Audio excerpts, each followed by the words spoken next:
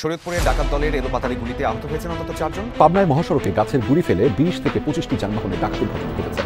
শুধু শরীয়তপুর আর পাবনাতে এরকম ডাকাতির ঘটনা ঘটে নাই, এইরকম ডাকাতির ঘটনা বাংলাদেশের সর্বস্থানে অহরহ ঘটছে, যা বিগত বছরগুলো থেকে অনেক অনেক বেশি। আচ্ছা, আপনি কি বলতে পারেন হঠাৎ করে নির্বাচনের আগে এত ডাকাতের উৎপাত কেন বৃদ্ধি পেল?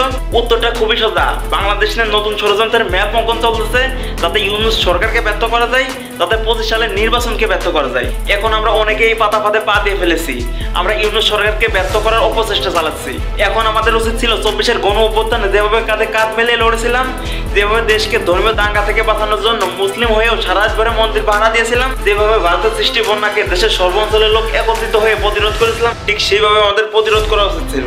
এখন আইন শৃঙ্খলা বাহিনী যে তাদের দায়িত্ব পালন করতেছে না তা নয়, তারা কিন্তু তাদের সর্বোচ্চটা দেওয়ার চেষ্টা করতেছে। তাই আমাদের আইন শৃঙ্খলা বাহিনীর পাশাপাশি আরো বেশি সচেতন হতে হবে এবং পাড়া মহল্লায় ডাকাত প্রতিরোধের টিম গড়ে তুলতে হবে এবং দেশের জন্য সর্বোচ্চটা দেওয়ার চেষ্টা করতে হবে। সর্বশেষ বাংলাদেশ সরকারের কাছে আকুল আবেদন, যারা ডাকাতি করছে তাদেরকে সর্বোচ্চ শাস্তি নিশ্চিত করতে হবে, তাও আবার প্রকাশ্যে, যাতে তাদেরকে দেখে অন্য কেউ ডাকাতি করার সাহস না পায়।